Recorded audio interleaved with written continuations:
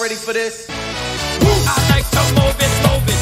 I like to move it, move it. I like to move it, move it. Yeah, move it. I like to move it, move it. I like to move it, move it. I like to move it, move it. Give it up, go. Welcome to the big show. Let me hear say well. Simply wait. What's about to say well?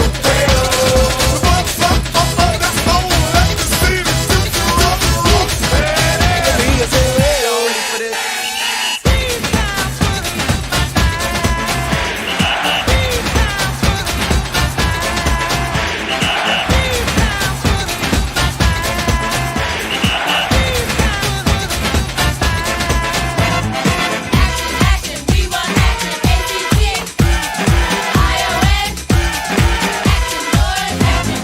Pump up the jam, pump it up while your feet are stumping. And the jam is pumping. Look ahead, the crowd is jumping. Pump it up a little more, get the party going on the dance floor. See, 'cause that's where the party's at, and you find out if you do that. I want a place to stay. Get your booty on the floor tonight, make my day. I want a place to stay. Get your booty on the floor tonight, make my day. Pump up the jam, pump up the jam, pump up the jam, pump up the jam, pump it up. Welcome to the big show. He could go all the way. Ladies and gentlemen, welcome to the main event.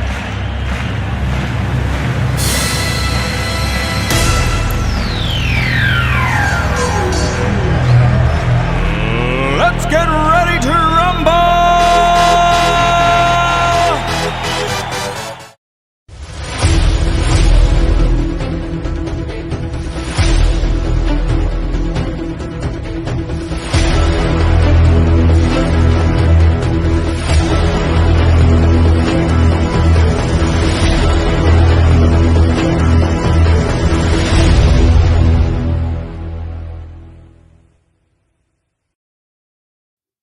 What is going on, everybody? Hope everybody is having a wonderful Thursday evening.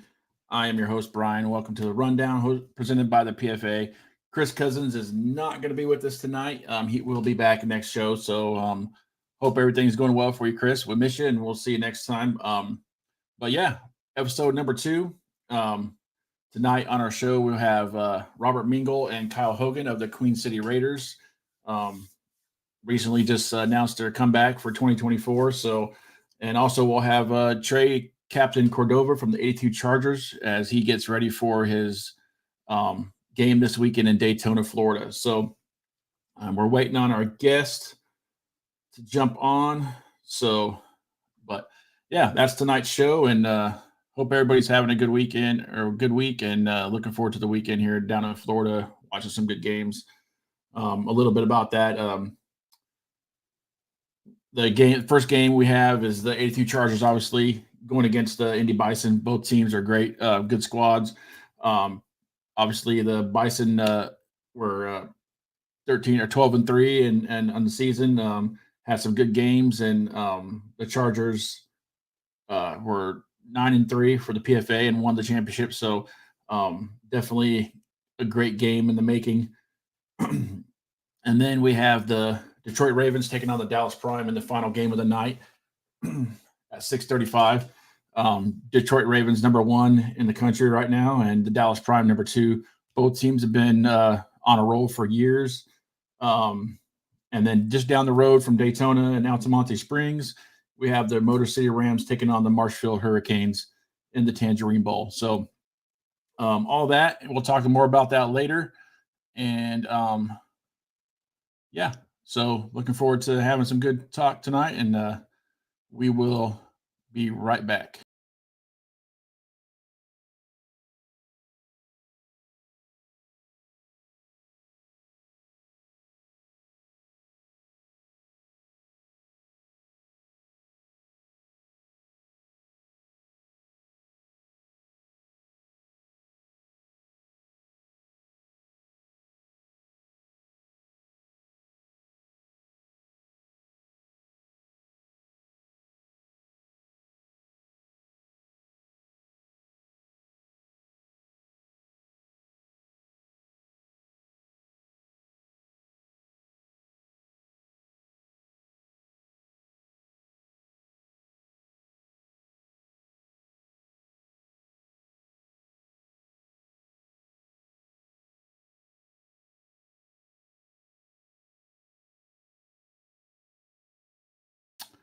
All right, we're back, and we're gonna go ahead and still waiting on Robert to join us. Not sure if he's got held up or something, but I think I see Kyle in the waiting room. So, without further ado, our first guest has been making some headlines the last couple of weeks with their announcement of the return. It stirred up quite a buzz. Obviously, they've been gone for a couple of years, and now they're back. We're gonna go ahead and bring Kyle Hogan on. Kyle, how you doing, buddy? I'm doing well. How you doing? I'm good. We're waiting on Robert. Is Robert still going to be on? He said he was going to, but I know he was tied up at work, so he may not make it. Okay, that works. That's okay. I understand totally. So it's going good, man. So you guys have been making a buzz the last couple of weeks with your announcement of coming back. Tell us a little bit about that.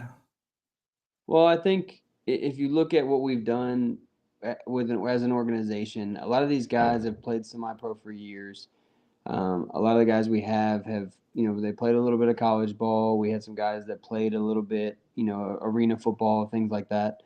So we've got guys with playing experience, and then as a group, we've got guys that have played together for a long time. So Right. Our first season, we had a great first year.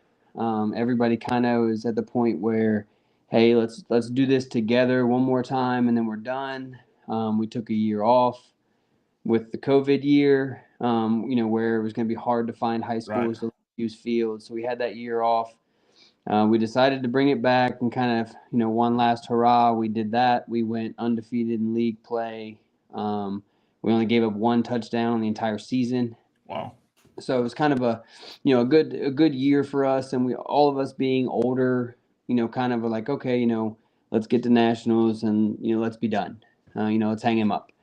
And we all thought was the idea, which I think like anybody that plays semi-pro can tell you how many times people have hung it up and retired and then come back. And, going down to nationals and losing in a close game, I think that kind of set a fire that none of us were really settled with being done. We didn't have anything going on last year. Several guys played with several different teams, just to kind of fill that void of wanting to play and not having a team. And, I told these guys, with me personally, I coach 3 varsity sports at the high school level. I'm a busy person. I've got kids of my own that are in sports. So I told these guys, like, look, if you guys want to do it again, I need the same dedicated group of guys that are going to do it. I can't do it with, wishy-washy people. I can't do it with, new guys that don't know and understand semi-pro. And I also can't do it, in a lesser league. If I do it, I want to do it big. I want to go play teams like Racine. I've been trying to play for, the 15 plus years I've been playing semi-pro and just never had the opportunity. Just from that fan aspect and that kind of, love of the game. I want to go play some of these bigger teams. I want to go to different cities. I don't just want to be in Cincinnati the whole time. And I think that was kind of the driving factor with some of us, myself, still playing, being in my late 30s, some of these guys being early to mid 30s, it's one of those like, hey, we can all still do it. We've got a great group of guys that have played together for the better part of a decade. Let's figure out how we can do this one more time, and let's go out at a high level and then call it a day. Right. So obviously the buzz is big around you guys coming back. So what league did you guys play in when you guys played the last time you played? The last time we were in I don't even remember what it was called. It was us. It was Lima Warriors, Indianapolis Shockers. They're Flag City now, but they weren't Flag City then. Toledo Thunder.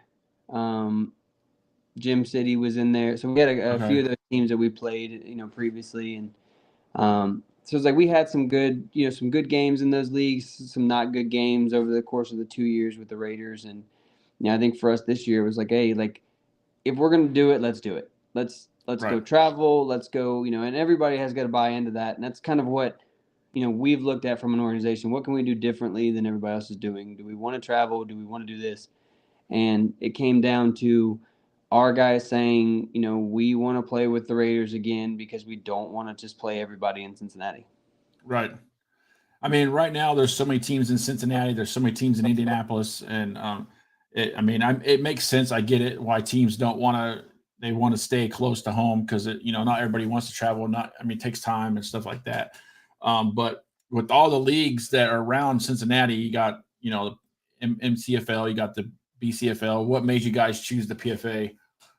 I think it was one. I think it was being able to experience something different for some of these guys. Most of the guys that have played semi-pro over the last decade have played in leagues like the BCFL, or they played in the Heartland when it was here in Cincinnati, to where it was a Cincinnati, Dayton, maybe Columbus league. Right. And, you know, I think the guys now being older understand, like when we were all younger, it was like, yeah, like why would we travel 2.5 hours when there's 8 teams in the city? Right. Now it's like, hey, we're tired of playing the same guys year in, year out. You know, what can we do? Like, you know, I've got great relationships with guys in Cincinnati. I've got some people, you know, everybody has their people they don't like and don't like me, and you know that is what it Yep. is. But there's a lot of guys and friendships and relationships that I've made with people over the course of the last decade in semi-pro in Cincinnati that have been awesome. Yeah. I personally said I'm not going to do it again if all we're going to do is play here. I want to go and experience these other things. I want to go do. You know, if I'm going to spend my money, I want to go spend my money traveling to go Right. play in Michigan, to go play in Pennsylvania, to go play in Atlanta, versus just sitting, you know, in Cincinnati every weekend. Like I'm in Cincinnati every weekend anyway. Right. You live there, right? I Yeah, so mean, it's, you know, it's one of those things yeah. like, and like that, it's different competition. I don't, you know, and you know the guys that play on the Chargers, I've played with some of them, I've played against some of them. You know, some of them I've known for a long time, some of them are new. It doesn't mean that I dislike any of them. It just means I don't want to continue to play the same people year in, year Right. out. I want to see a different team. And Right. when I got into semi-pro, that's the way it was. When I first got into semi-pro, there was the Kings Comets and the like Southern Ohio Blaze, whatever they were called, or Southwest Ohio Patriots, whatever they were called at the time. There were those two teams in Cincinnati. And then you had the Columbus Fire, you had teams in Detroit, you had teams in Flint. Like if you played in the MCFL when it was the MCFL, Mm-hmm. your travel every weekend, unless you went Cincinnati to Columbus, was a 2 to 3 hour drive. Right. And it made it, you know, more fans were at the games when you went to those games, more people made those travel trips, more people, you know, were dedicated to practice and things. Instead of it just being kind of a backyard league, where, you know, people wanted to go do that travel, and I think that's where everybody's at for us right now. Right. And I mean, I guess to each their own. I know, like I said, you know, some people don't want to travel, but I think, you know, personally, I mean, I think I would rather travel and play different teams than playing the same teams all over again. So I give you guys props for taking that challenge on, and especially in today's day and age where everybody's, you know, money's tight for everybody, and it's not cheap to travel. So I mean, with you guys' goal coming back into 2024, obviously the championship's the ultimate goal. But what do you guys have planned as an organization? Well, I think, you know, we're going to try to pick up where we left off. In the previous 2 seasons that we've had a military appreciation game. We've had breast cancer awareness games. We've had local high school, you know, teams come out, youth night. So we try to do a lot of things that we can do for the community. And me being tied into the community with coaching, that's one of the things I enjoy doing. I enjoy giving back. I enjoy being able to set up events. I have a ton of people that I know that own food trucks, and that's just another way for us to support a small business. You know, it saves me from having to deal with a concession stand. It supports a small business. It allows us to Right. do that. You know, so we're going to have some things this year. I think we're going to set up one event in particular for one game that's going to be just kind of like a food truck rally. We're going to invite as many as we can get to have them set up to go along with the football. And, you know, you're going to kind of get an entire event out of something versus it just being just a semi-pro game or just one concession stand with, you know, the basics. It's going to take a lot off my plate to not run concessions, to not pay that out of pocket, but also it's going to allow us to kind of put back into and then also promote ourselves by having an event where people can come out to that event for, you know, the food trucks, but also be able to catch a football game while they're there. Right. That's a good idea, and I think a lot more teams are starting to do that. Plus, it takes off the. I don't know if you guys have to have food handling licenses to do it, like cooking food and stuff like that when you run a concession stands, but that also takes that off your hands because, you know, the food trucks obviously have all that stuff, so you don't have to worry about it. Yeah. That's Well, a we good know idea. too. I mean, anybody that's done anything as far as being an owner or a coach in semi-pro knows You got to find somebody to run it. Mm-hmm. They're probably going to back out, so you have somebody as a backup plan. Right. You got to go buy all your own stuff. You got to prep it and do everything. I'm not trying to show up at a semi-pro game at 9 a.m. to start getting ready to play at 7 o'clock. It's not what I'm trying to do on Right. Saturdays. I want to be able to show up for the event, open up the facilities, have it ready to go, have food trucks set up, have one person working the gate, have somebody filming, somebody doing announcements, and then we call it a day. We make it a good event, but we don't need 30 volunteers or we have to pay people to do these Right. events. We make it fun, we make it kid friendly, we make it family friendly, we make it community friendly without having to do a bunch of extra or require extra from other people. So, what is your role with the team? So I'm the owner. Okay. This will be year 3. I also, for whatever damn reason, I don't know, I still play. My body on Sundays and Mondays say you shouldn't. By Tuesday, Wednesday, I start feeling a little bit better, and then I'll play, and then Sunday, Monday, it's all over again. But this, for me, will be my final year playing. I keep saying that and saying it, and the farther that I dive into coaching with the high school level and just the older I get, there's Right. no way that I can continue to play at a high level. So for me, it's one of those kind of, this is that last hurrah. Let's do it with the young guys and the guys that have been, playing with me for a long time and, kind of ride off into the sunset. Right. So, what position are you playing this year? Thankfully, I lost a bunch of weight. The last few years, I've been playing center by necessity because we needed me to. But I was also kind of fat and made it a point of emphasis like, hey, if we're going to do this again, the weight's coming off and I am not going back to playing center. So don't really know where I'm going to play yet. Probably end up playing tight end. So I'll mostly be that blocking tight end as a center for the last few years. But you never know. I've kind of done it all over the course of 17 years of playing semi-pro, so you never know. So I will ask you because the buzz for you guys coming back has been talked about. The everybody wants to go to the Queen City Raiders because someone mentioned pay. What's the truth about that? So it's not paid. Nobody's getting paid. We've got sponsors in the works that are helping with certain things. Sponsors are helping with things for game day, sponsoring players to help cover fees, jerseys. Any expenses that they would incorporate by having, being a part of our team. Is anybody getting a salary? No, like I don't make any damn money and I'm the owner. Right. You're the owner. You put more money into it than anything, right? Right. So, if I'm not getting paid, nobody's getting paid. But there are opportunities out there for guys that want to come on board because there are, fees and costs. We've got guys that are switching teams that have, that need new jerseys. I'm a firm believer in the way that I do things with semi-pro is different than other people. We're going to order jerseys and you're responsible for your own pants. We can get those for you. We can do those kind of things, but that's where these kind of sponsors are coming in that are going to be very similar to what you see, other teams do where they have a sponsor package. Hey, raise this amount of money and it'll cover your jersey fees. Hey, do this and it'll cover that.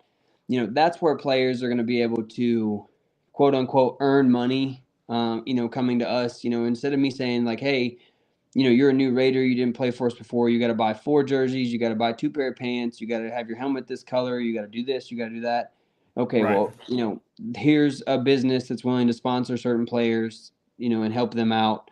This is how we can get you in contact. This is where we can go from there. And that's essentially what it is. Nobody's getting paid to do this. I'm big on maintaining amateur status. It's something that was preached to me by the owner of the King's Comets when I first came into semi-pro. Like, hey, we're keeping everyone at an amateur status so that they can go back to school, they can do what they do, and not have to worry about, hey, your team, at any point paid anybody cash. Your team had paid players to where any person on that team was ineligible. And it's panned out for us great, from my days all the way back to, Kentucky Stallions. We had a guy on that team, turned in his Stallions film, got a Division II college scholarship, ended up getting drafted and played in the NFL solely off of, what he did. He got that film from semi-pro to put him in the college level, and then he did all the work after that.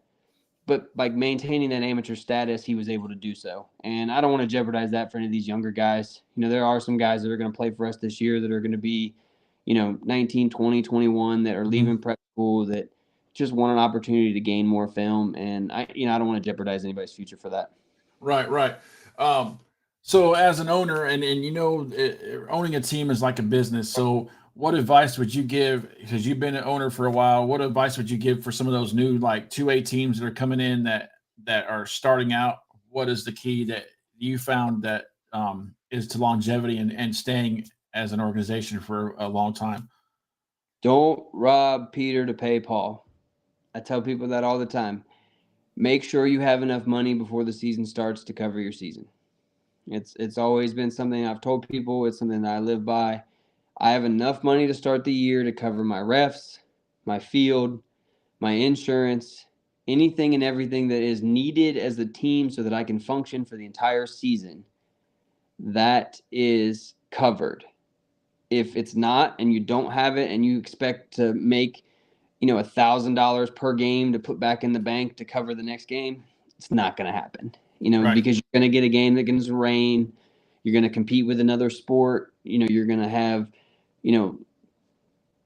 terrible weather. Those things happen. Or, for example, in Cincinnati, the Raiders play so-and-so and they're from out of town, but yet the Chargers and the Bucks play each other in town. Nobody's coming to the Raiders game. Everybody's going to the Bucks. Right. So you have to plan and understand those things. And, I think the one thing I can always tell people is if you're going to do it and you're going to do it right, and this is semi-pro, minor league, arena football, which I was a part of, don't expect to make enough money each game to cover the next. Go into the season knowing my refs cost this amount of money for the entire season per game. My field costs this much, and have that money set aside.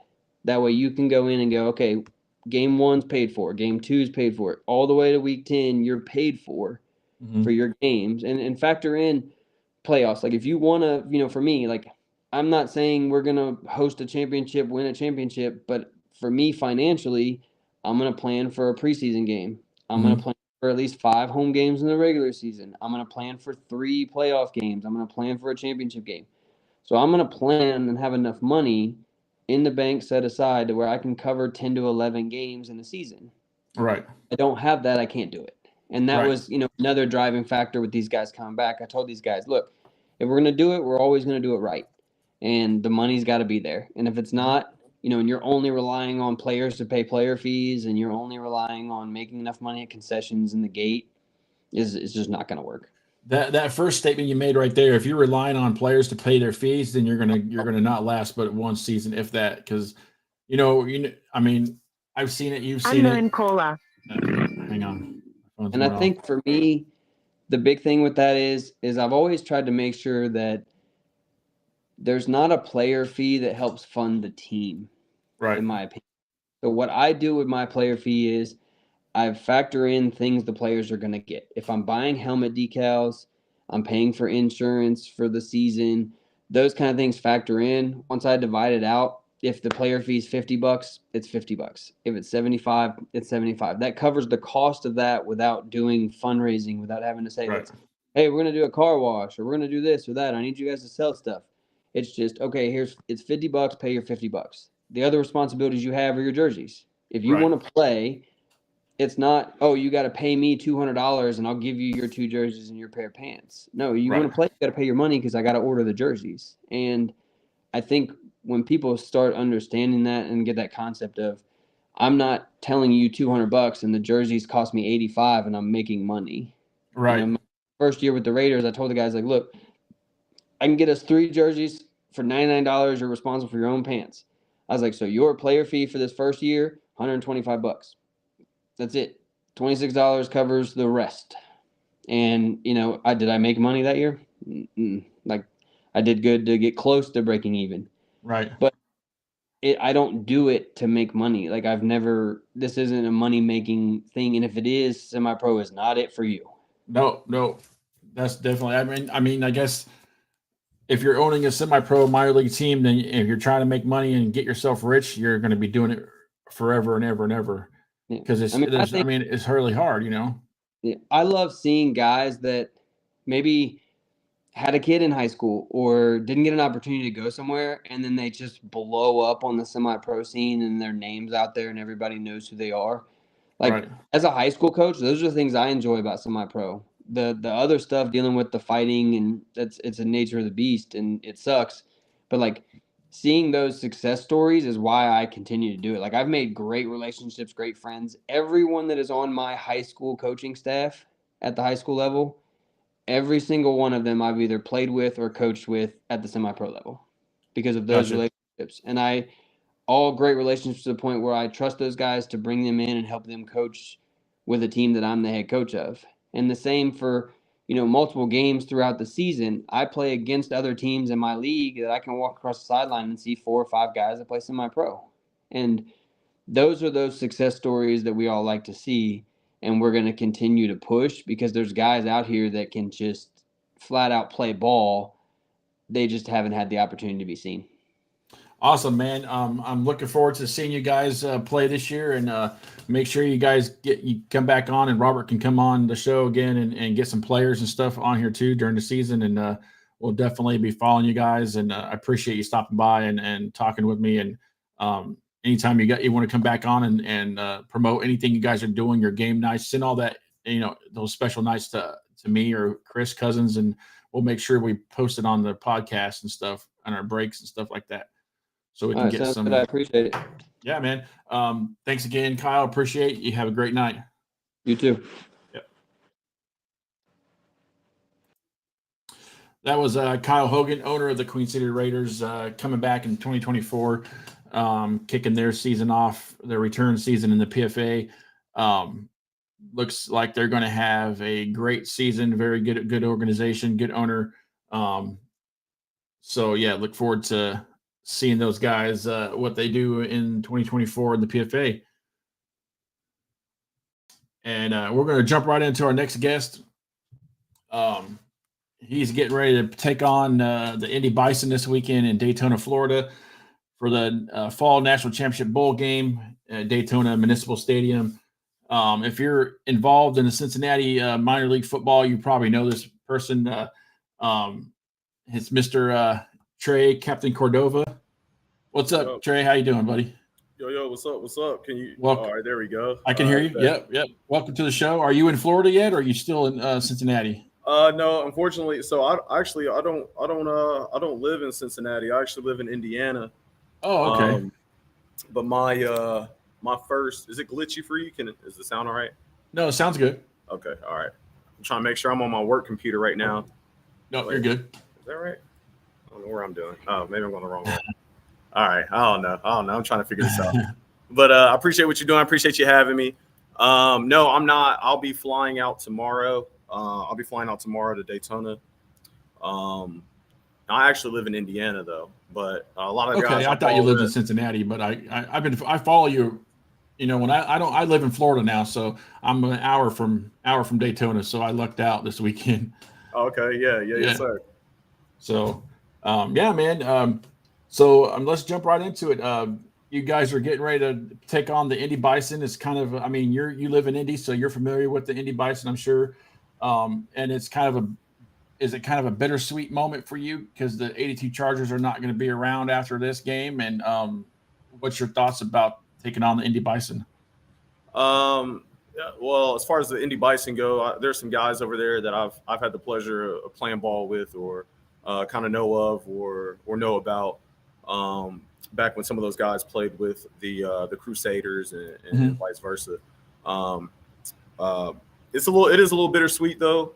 The plan is to go down there and obviously finish off this thing with a bang and be able to walk away in the sunset as far as the franchise and organization is concerned as champions, and put that final stamp on where this program originated from, because for those people who have been following, the Chargers actually we had our rebirth off of a very, very, very successful, very dominant team out of Cincinnati, the Chiefs.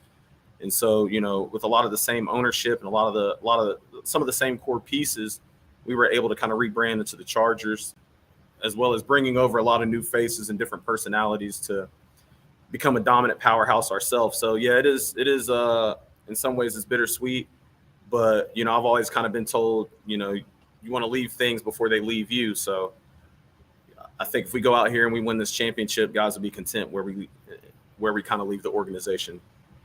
Now, are you an offensive or defensive player? I can't remember. I am the best defensive player to ever play semi-pro football. So. I started following you, and I think I discovered you through your YouTube videos when you mic yourself up. Yes, sir. Yeah, so that's how I knew who you were, and I knew you played for the Chargers. And I actually know I know a guy that played for the Chargers for 1 year when you guys played the Pit Bulls and the PFA championship, and he's actually on the Bison now. Justin Wood. Oh yeah, Jay Wood. Yeah, that's my boy. He played for the Wolverines when the Wolverines were around, and I was their media director. So okay, yes, sir. Yeah, I like him. He's a good dude. No, he's a really good dude, man. Real stand-up guy, man. He's an honest guy. I'll definitely give him credit. He's a fierce competitor. I'm gonna be busting his ass though this Saturday, if I can say that on here. Yeah, you can say whatever you want. There's no hopefully he's watching this, man, because me and Justin Wood, we actually coach high school football together here in Richmond, Indiana. Okay. That makes sense. You live in Richmond, right? I got you. Yeah, I live in Richmond. Yeah. Yep. So I coach high school football at Richmond. That's where I'm at right now, man. If you can kind of see, I'm in my classroom. There you go. I'm an eighth grade tech education teacher. Okay, and does Justin teach at the same school? Does he teach? No, he actually teaches. I believe he teaches seventh grade. So we have a school that has sixth and seventh, and then we have a school. We have a school in town that has all of our fifth and sixth graders in town, and that's where he's at. And I'm at the seventh and eighth grade school. Okay, cool. Yeah, I when I was with I lived in Fort Wayne before I moved to Florida, so I was with the Wolverines and then the Tigers and then now I'm in Florida. So, and Florida football is different, man. I'm not used to this spring and summer stuff. It's like 2 seasons. Right. I'm not used to it, but it's a different breed out there, man. Yeah, it's life out there. The Indy Bison are a tough, well-rounded team with lots of weapons. And you said you live in Indy, or a lot of the players that played on the Crusaders that are transferred over to the Bison. So what as a defensive player, what do you have to do to contain some of their weapons? We got to be conditioned. What I will give credit to the Bison for over there is that they put out a lot of PR and they put out a lot of promotion, and they show those guys are diligently working, they're conditioning, they're trying to make sure their lungs are right. And I feel like that's probably number one, is making sure that we compete with the conditioning and the depth that they carry. But also just kind of, I don't want to go into this, taking them lightly, so to speak. I know in the past we've gotten the better out of them when we've played the Chargers versus the Chiefs Crusaders. Those used to be big bangers, but I went with the Chiefs then. Right. But as far as the Chargers and Chargers Crusaders games were pretty big. You never want to sleep on those guys. You never want to take them lightly, take them for granted, because you never know. For one, I know they've got a couple of different guys that they've run at the quarterback spot. One guy they say, hey, he throws more, and another guy that scrambles more. So we kind of we definitely got to be on our toes with that. Definitely keep and contain their quarterback. They got a really good running back over there. Yeah. They got a really good receiver, Highlight Williams, and a couple of guys I've been able to play against. And so, yeah, I know they're not coming in there. They're not taking us lightly either. It's going to be a battle. We're 2 hours away from each other. So I don't live in Indianapolis. I actually I'm like right in between Indianapolis and right in between Cincinnati. Okay. And so how I even played with Cincinnati or even got into the Ohio scene was I originally played with the Butler County Broncos, but I wasn't even going to play semi-pro football. I went to this open tryout with this team called the Xenia. I'm not even sure. I can't even remember. But I was like, oh, man, this is janky. It just didn't seem organized. I'm like, I'm not about to go out here and put my body on the line. And my boy was like, nah, bro, that's not what semi-pro. It depends, man. Some programs, some organizations are top-notch. Some organizations are trying to get it out the mud. And right. I went to a open tryout for the Butler County Broncos, and much respect to Coach Schultz. He pulls up in his truck, has this big trailer, opens up the trailer, and I'm talking about just rows of helmets, shoulder pads. I mean, we were practicing indoors, and I was like, okay, they're the real deal out here, you know. So I got in, started playing against a lot of really good competitors, you know, guys like the Chiefs, some of these other guys. And once the Butler County Broncos ended up having to fold because of COVID, a lot of us guys went to the Royals and won a championship there. Shout out to Mingy. Because I'll give it to, or not Mingy, I'm so sorry, my fault. Shout out to Mingy because we were on the team together, and I get, you know, a lot of those guys. We have a lot of guys who are playing with the Raiders right now. The guys are going with the Bucks, and the guys who are with the Chargers that all made up that Royals team. So when COVID was finally over, I was like, dang, you know, I got an opportunity now. What do I want to do with my career? I was like, man, I'm gonna stay in Ohio. Like, these are my guys. So where do you see yourself in 2024? You still going to play? You're going to take a break, or are you going to try to find another team? Or realistically, I know taking a break would mean pretty much going ahead and hanging them up. I wouldn't necessarily foresee myself. I'm 34 years old. For those who don't know, I feel like I'm 24. I play like I'm 24 at times, and then I wake up the next morning after the game and I feel 44. So right. So that's still to be determined. It just depends on, you know, what the NIL money's looking like. And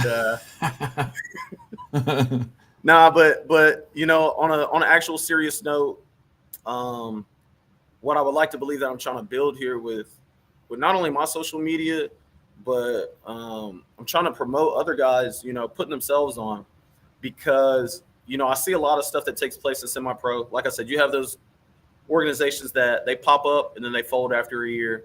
Right. And it's tough. It's tough for anybody to try to start an organization. There's a lot of, as the gentleman said before, there's a lot of money that goes into it. You got to put in faith that some of these other guys are going to do their part as players and pay their fees and things of that nature. But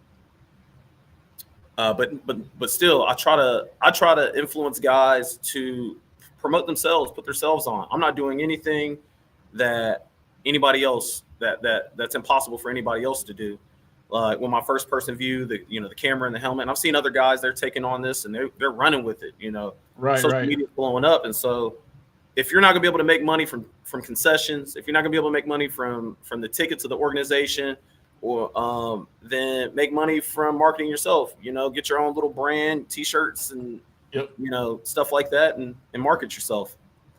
You definitely got to market yourself. You got to put the work in, and if you do it right, then it will pay off. You know, you just got to put the work in and do some research and get it out there, man. So you fly out tomorrow, you said? Yes, sir. Fly out tomorrow. Awesome, man. Thank you so much for stopping by. I know you're at work, so but I'll be there Saturday. So if you have time, come see us at my tent, and we'll do it on field or live interview there or something, and we'll talk some more. Yeah, absolutely, most definitely. I just I want to say also again, thank you for having me. I know it's going to be a competitive game out there. Hopefully, it's competitive both ways. There's gonna be a lot of junk talking, but at the end of the day, man, we're all out there representing our states and representing our team. So hopefully we all fight hard, and then at the end of the day, everybody's able to shake hands. But I also want to thank you, man, for what it is you're doing, because this is major. This is what takes semi-pro to the next level. You know, just through promotion and having people that are dedicated to not just having this thing be, you know, guys getting off the couch on a Saturday and going to play football. For those of y'all out there who don't already follow me on TikTok, it is the Captain TRA or Trey Captain Cordova on YouTube. It's different, man. Do something different. Don't be the same. Get your camera. Go out there, market yourself. I mean, go out there to some of these young guys. I coach high school football. Some of these guys, I'm their hero. You know, some of these young kids, I coach Little League. You know, they don't know all the ins and outs of semi-pro. They just think we're playing minor league professional sports. Right. So yeah, definitely respect that. Shoot, the ability for us to even just go out there and play. Some guys' bodies, they can't do it. So, you know, just take advantage of that while you have it. Looks like my motion lights are going off. That's so probably one like more the award question. show telling you to stop talking.